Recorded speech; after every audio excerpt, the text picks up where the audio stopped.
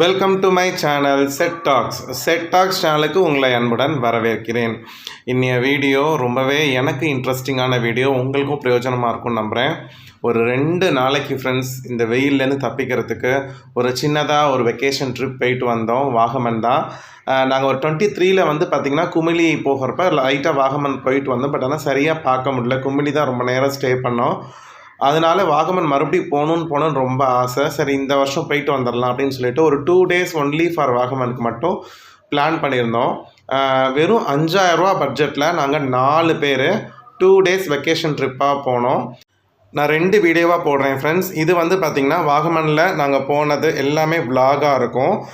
Next video வந்து பார்த்திங்கன்னா இந்த 5000 ரூபாய் பட்ஜெட் போட்டு எப்படி அந்த 5000 ரூபாய்க்குள்ளே இந்த ட்ரிப்பை முடித்தோம் வித் டீட்டெயில்டு கால்குலேஷனோட நான் அடுத்த வீடியோ போடுறேன். வாங்க ஃப்ரெண்ட்ஸ், இப்போ நம்ம விலாகு கண்டினியூ பண்ணலாம். அது மாதிரி நாங்கள் ட்ரிப்புக்கு போகிறதுக்கு முன்னாடி எப்படி ஆர்கனைஸ் பண்ணி எப்படி பேக்கிங் பண்ணோம் அப்படிங்கிறது ஆல்ரெடி நாங்கள் குமிளி வீடியோக்கே போட்டோம். அந்த வீடியோ அதே மாதிரி தான் இப்போயும் நாங்கள் ரெடி ஆனோம். அந்த வீடியோட லிங்க் நான் டிஸ்கிரிப்ஷன் பாக்ஸில் தரேன், வேணுங்கிறவங்க பார்த்துக்கோங்க. ஃபுல் அண்ட் ஃபுல் கவர்மெண்ட் பஸ்ஸில் தான் ஃப்ரெண்ட்ஸ் நாங்கள் போனோம். பஸ் ட்ராவலில் தான் நாங்கள் வந்து எடுத்துக்கிட்டோம். So Trichy to Dindigul, Dindigul to Theni, Theni to Vagamon, இந்த ரூட்டில் ஃபுல் அண்ட் ஃபுல் பஸ்ஸில் தான் போனோம். ஃபஸ்ட்டு டேக்கு தேவைப்படக்கூடிய லஞ்ச் அண்ட் பிரேக்ஃபாஸ்ட் நாங்கள் பேக் பண்ணிவிட்டு போயிட்டோம் ஃப்ரெண்ட்ஸ். பொதுவாக நம்ம ட்ராவலில் இருக்கும் பொழுது ஹோட்டலில் சாப்பிட்றது அவ்வளோவா நல்லது கிடையாது. அதனால் அது நமக்கு பணமும் மிச்சமாகும்.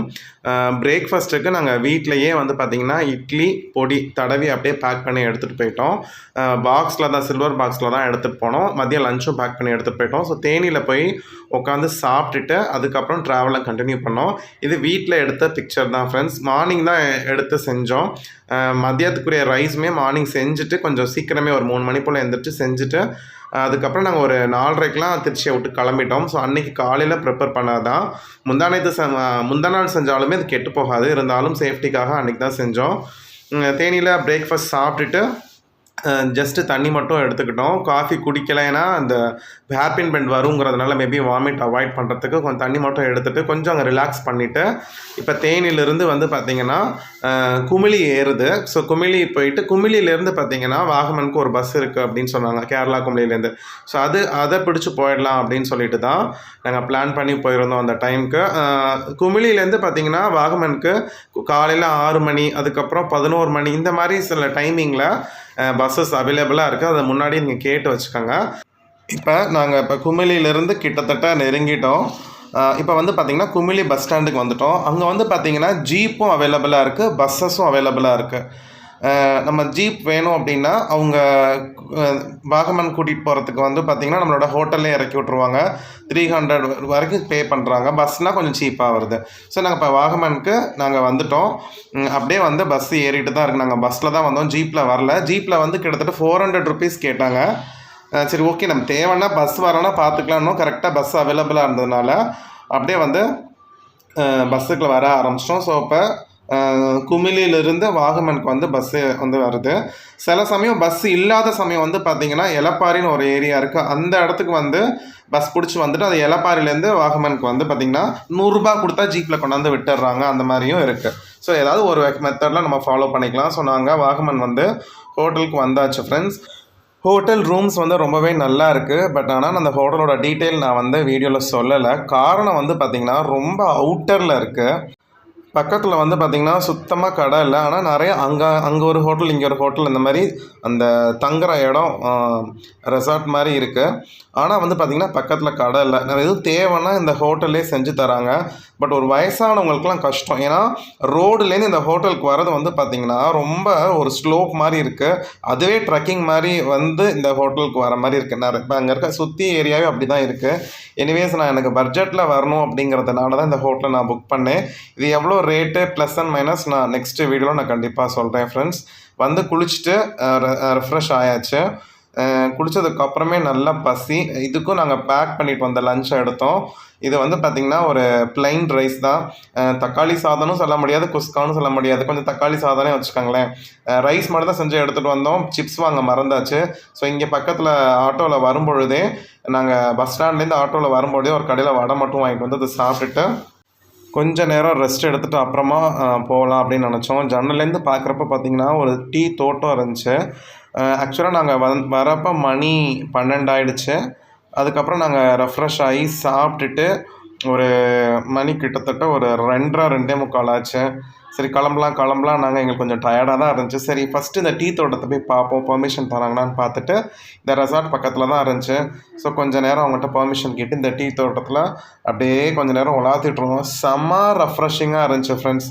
உண்மைக்கு இந்த இயற்கையோட டைம் ஸ்பெண்ட் பண்ணுறதுலாம் வந்து பார்த்திங்கன்னா சான்ஸே இல்லை. அவ்வளோ ஒரு க்ரீனரியாக செம கூலாக இருந்துச்சு. ரொம்ப கூல்னு சொல்ல முடியாது, பட் ஆனால் கூலாக இருந்துச்சு. இன்னும் ஆகஸ்ட்லாம் வந்தால் நல்லா குளிரும் அப்படின்னாங்க. மே மாதம் இங்கேயுமே கொஞ்சம் கிட்டத்தட்ட ஒரு ரொம்ப வெயில்னு சொல்ல முடியாது, அதுக்குன்னு ரொம்ப குளிர்னு சொல்ல முடியாது, ஆனால் கூலாக இருக்குது. அந்த டீ தோட்டத்தெல்லாம் முடிச்சுட்டு அப்புறம் கொஞ்சம் அப்படியே ஆட்டோவில் போனோம். வேறு எங்கேயாவது பார்க்க முடியுமா, சுற்றி பார்க்க முடியுமான்னு. ஆட்டோவில் 30 ரூபா தான் சார்ஜ் பண்ணாங்க. பட் ஆனால் அந்த ரோட்டில் நடந்து வந்துகிட்டே இருக்கோம். அப்போ ஆட்டோ வந்துச்சுன்னா ஏறிக்கலாம், நம்ம லக்கு தான். அதனால தான் இந்த ஹோட்டல் நான் சஜஸ்ட் பண்ண மாட்டேங்கிறேன். அதுக்கப்புறம் அவங்க ஒரு போட்டிங் இருக்குது பசங்களுக்கு, அவங்க கொஞ்சம் என்ஜாய் பண்ணுவாங்கன்னு சொல்லி ஒரு இடத்துக்கு கூட்டிகிட்டு போனாங்க. இங்கே ஒரு குட்டியாக ஒரு ஃபால்ஸ் மாதிரி வச்சு அந்த தண்ணி வந்து அது போய் ஒரு பெரிய லேக் மாதிரி வர மாதிரி ஒரு செட்டப் பண்ணியிருந்தாங்க. கொஞ்சம் நல்லா இருந்துச்சு. இந்த இடம் கூலாக இருந்துச்சு. பசங்களை போட்டிங் கொஞ்சம் நேரம் விளாட விட்டுட்டு நாங்கள் அப்படியே அந்த கரையிலே உட்காந்துட்டோம். ரொம்ப அருமையாக இருந்துச்சு. இந்த வாட்டர் வந்து பசங்க என்ஜாய் பண்ணுவாங்கள்ல. எனக்கு வந்து என்னன்னு தெரில, இன்னும் குமிளி தான் போகணும், தேக்கடி போகணுன்னு ரொம்ப ஆசை. சரி பாப்பா, அது நெக்ஸ்ட் இயர் பார்த்துக்கலான்னு சொல்லிவிட்டு இவங்க பசங்க 2 பேரும் போட்டிங் போய்ட்டு வந்து கொஞ்சம் நல்லா என்ஜாய் பண்ணாங்க. அதெல்லாம் முடிச்சுட்டு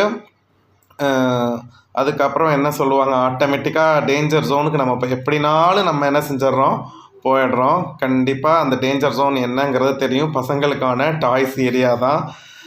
சரி வாங்க அப்படின்னு சொல்லிட்டு அவங்களுக்கு ஒரே அழகு, எங்களுக்கு ஏதாவது வாங்கித்தாங்க அப்படின்ட்டு சென்ஸாக அவங்கள கூட்டிகிட்டு போய் அந்த ஒரு ஸ்ட்ரீட் ஃபுல்லாக வந்து பார்த்திங்கன்னா முழுக்க இந்த மாதிரி பொம்மை கடைகளாக தான் இருந்துச்சு. ஆனால் நல்லா குவாலிட்டியாக வச்சுருந்தாங்க. வித்தியாசமான சாஃப்ட் டாய்ஸு, ட்ரம்மு என்னென்னமோ வச்சுருந்தாங்க. அதெல்லாம் வாங்கிட்டு பயங்கரமாக பசி வந்துடுச்சு. ஸோ அங்கே பக்கத்துலேயே இந்த மாதிரி உள்ளி வடை, மசால் வடை, அதுக்கப்புறம் பழம்புரி இதெல்லாம் விற்றுட்ருந்தாங்க.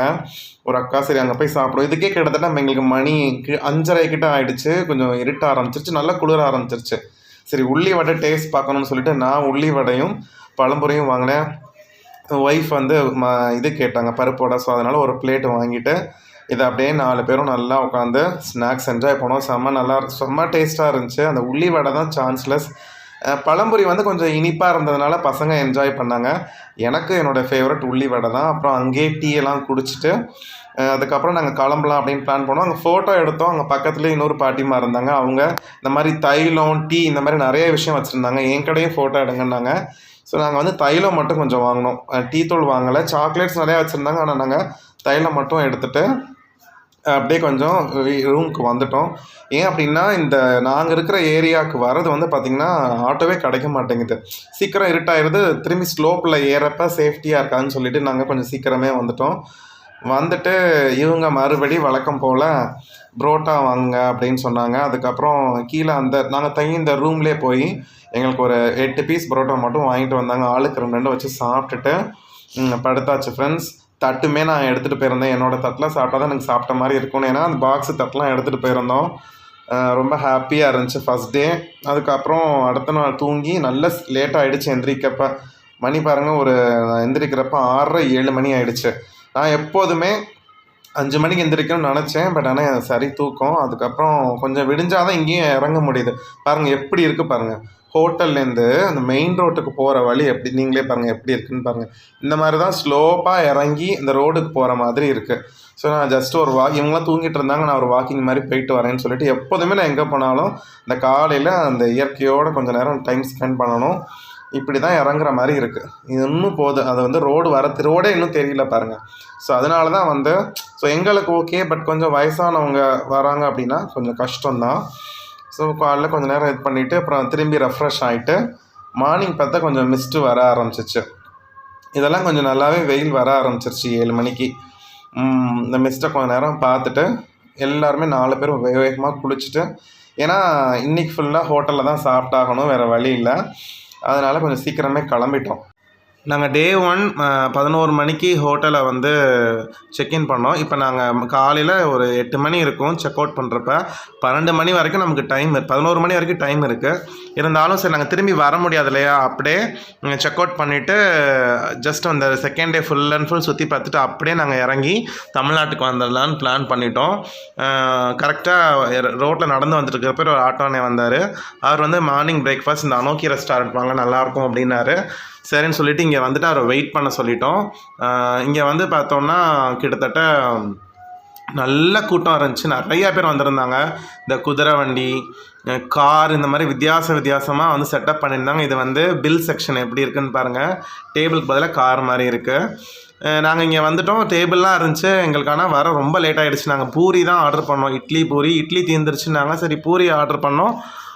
கிட்டத்தட்ட 20 நிமிஷம் ஆச்சும் வரல. அப்புறம் அந்த சர்வ் பண்ண அண்ணா சொன்னாங்க, சார் பரோட்டா ரெடியாக இருக்குது, எக் கறி கரெக்டாக இருக்குன்னாங்க. சரி அதை கொண்டாங்க சாப்பிட்டுட்டு கிளம்பலான்னு சொல்லிவிட்டு அப்படியே கிளம்பியாச்சு. வெளியில் ஐ லவ் வாகமன் இருந்துச்சு. ஸோ அங்கே நின்று ஃபோட்டோ எடுத்துட்டோம். இட்லியை தான் ரொம்ப மிஸ் பண்ணேன் ஃப்ரெண்ட்ஸ். முந்தின நாள் நைட்டும் பரோட்டா, அடுத்த நாள் பரோட்டா. இவங்கெல்லாம் என்ஜாய் பண்ணுறாங்க, எனக்கு பிடிக்கவே இல்லை. சரின்னு சொல்லிட்டு திரும்பி அந்த ஆட்டோலே வந்து நேராக மெடோஸ் வந்தாச்சு. எங்களை கரெக்டாக 60 ரூபா வாங்கிக்கிட்டாரு. அந்த ஹோட்டல்லேருந்து மெடோஸ் விடுறதுக்கு 60 ரூபா தான். ரொம்ப சீப்பாக இருந்துச்சு. ஸோ இங்கே வந்துட்டு இங்கே கிட்டத்தட்ட ஒரு 2 மணி நேரமாவது செலவு பண்ணணும் அப்படின்னு இருந்துச்சுன்னா, அந்த அளவுக்கு வந்து இங்கே நல்ல மிகப்பெரிய ஒரு புல்வெளி மாதிரி இருக்கும்.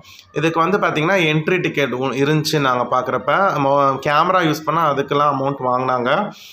ஸோ எல்லாமே முடிச்சுட்டு என்ட்ரி டிக்கெட் வாங்கிட்டு இங்கே வந்து நல்லா என்ஜாய் பண்ணோம். மிகப்பெரிய புல்வெளி, அட்டகாசமாக இருந்துச்சு. நாங்கள் போன டைம் வந்தப்போ நாங்கள் ரொம்ப வெயிலில் வந்துவிட்டோம், என்ஜாயே பண்ண முடியல. நாங்கள் இப்போ கரெக்டாக வந்தப்போ எப்படியும் ஒரு 9:05க்கெலாம் இங்கே வந்துவிட்டோம். முன்னாடியெல்லாம் வந்து பார்த்திங்கன்னா 7 மணிக்கெலாம் ஓப்பன் பண்ணிடுவாங்களாம். ஆனால் இப்போ அந்த சீசன் டைமில் வந்து பார்த்திங்கன்னா 9 மணி ஆக்கிடுறாங்க ஓப்பன் பண்ண. சூப்பராக இருந்துச்சு. இதில் நல்லா ரவுண்ட் அடித்தாலே கிட்டத்தட்ட ஒரு 20 கிலோமீட்டர் வந்துடும் போல். ஃபஸ்ட்டு ஒரு மலை மாதிரி வருது, அதுக்கப்புறம் புல்வெளி போகுது, திரும்பி ஸ்டீப் வருது, இந்த மாதிரி இருந்துச்சு.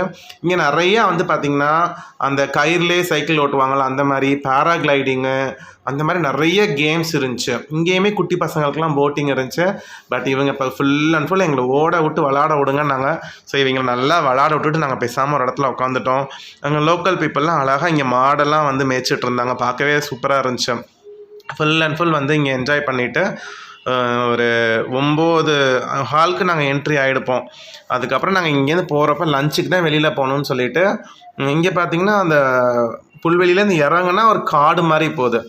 கொஞ்சம் நல்லா இருந்துச்சு ஃபுல் அண்ட் ஃபுல் சுற்றி பார்க்குறதுக்கு. இதில் வந்து இங்கே நல்லா சுற்றி அங்கே போய் இங்கே போய் ஃபோட்டோ எடுத்து எல்லாமே பண்ணுறதுல திரும்பி பசி வந்துருச்சு. என்னடா 2 வேளை பரோட்டா சாப்பிட்டோமே, எதுவும் செரிக்காமல் வந்துடுமோன்னு இங்கே நடந்த நடையில் கம்ப்ளீட்டாக உணவெல்லாம் செரிச்சிருச்சு. ஆனால் ரொம்ப நான் மிஸ் பண்ணது இட்லி தோசை தான் ஃப்ரெண்ட்ஸ். இங்கே வந்து கிடைக்கவே மாட்டேங்குது. மதியமும் அதுக்கப்புறம் அதே மாதிரி தான் சொன்னாங்க. ஒரு 12:30 போல் போனால் தான் வந்து 12:30 to 1 தான் 1க்குள்ளே போகணும்னாங்க. அதனால் நாங்கள் கரெக்டாக ஒரு 12:30 12:45 வந்துட்டு அகெயின் ஒரு ஆட்டோ பிடிச்சி நாங்கள் அங்கேருந்து ஒரு நல்ல ரெஸ்டாரண்ட் கூட்டிகிட்டு போங்க, வெஜ்ஜு ரெஸ்டாரண்ட் கூட்டிகிட்டு போங்கன்னு சொன்னோம். நல்ல வேலை போனோம். அங்கேயுமே நல்ல கூட்டமாக இருந்துச்சு. நல்லா சாம்பார், 3 காய், அப்பளம் வச்சு ஊறுகாவோட சூப்பரான ஒரு லஞ்ச் என்ஜாய் பண்ணோம். இதை சாப்பிட்டதுக்கப்புறம் தான் உயிரே வந்துச்சு. அதை சாப்பிட்டுட்டு அதுக்கப்புறம் வந்து பார்த்திங்கன்னா பைன் ஃபாரஸ்ட் போனோம். பைன் ஃபாரஸ்ட் வந்து நல்லா இருக்குது. ஆனால் எப்படின்னா எகெயின் திரும்பி ஒரு கீழே இறங்கி ஸ்லோப் மாதிரி இறங்கி அந்த பைன் ஃபாரஸ்ட் இருக்குது. அது நல்ல மிகப்பெரிய ஏரியா. அந்த இறங்குறது வந்து ஈஸியாக இறங்கிடலாம். நல்லா நம்ம சுற்றியெல்லாம் பார்த்துட்டு எகெயின் வந்து அந்த ரோட்டுக்கு வரத்துக்கு அந்த எகெயின் ஏறுறப்ப ரொம்ப கஷ்டமாக இருக்குது. நிறைய பேர் வந்து பார்த்திங்கன்னா குச்சியெல்லாம் வச்சுருந்தாங்க. என்னடா எல்லாம் குச்சி வச்சுட்டு போகிறாங்களேன்னு பார்த்தேன். அப்போ தான் தெரியும் திரும்பி ஏறுறப்ப கொஞ்சம் அவங்களுக்கு மூச்சு வாங்க, நிறைய பேருக்கு கஷ்டப்படுறாங்க. ஒரு 50 இயர்ஸ்க்கு மேலே உள்ளவங்க. எனக்கெல்லாம் மூச்சு வாங்கிடுச்சு. அப்புறம் கொஞ்சம் நேரம் அங்கே நல்லா என்ஜாய் பண்ணோம். இந்த இடமும் ரொம்ப சூப்பராக இருந்துச்சு. இந்த இடத்துலலாம் வந்து பார்த்திங்கன்னா சுத்தமாக வந்து வெயிலே தெரியல. நல்லா செம்ம கூலிங்காக இருந்துச்சு. நாங்கள் கொஞ்சம் நேரம் ஒரு 1/2 hour நல்லா நடந்துட்டு அதுக்கப்புறம் நல்லா உட்காந்துட்டோம் ஒரு இடமா பார்த்து. உட்காந்துட்டு அதுக்கப்புறம் ஏறி அகெயின் ஒரு ஜீப் பிடிச்சி அப்படியே இறங்க ஆரம்பிச்சிட்டோம். வாகமன்லேருந்து பஸ்ஸு வந்து ஒரு 5:30-6 மணிக்கு தான் இருக்குன்னாங்க. அதனால் ஒரு ஜீப் வந்துச்சு. அந்த ஜீப் 100 rupees கொடுத்தா நாங்கள் இறக்கி விட்றோம் அப்படின்னாங்க. நேராக அங்கே வந்து எலப்பாரிலேருந்து நாங்கள் குமிளிலேருந்து அப்படியே தேனிக்கு ட்ராவலை கண்டினியூ பண்ணி வந்துட்டோம். ஸோ இதோட இந்த வீடியோ இங்கே முடிச்சுக்கிறேன். டீட்டெயில்டு பட்ஜெட் வீடியோ எல்லாமே நான் உங்களுக்கு அடுத்த பார்ட் வீடியோவாக நான் போடுறேன். மறக்காமல் வீடியோவை லைக் பண்ணுங்கள், கமெண்ட் பண்ணுங்கள். பாய்.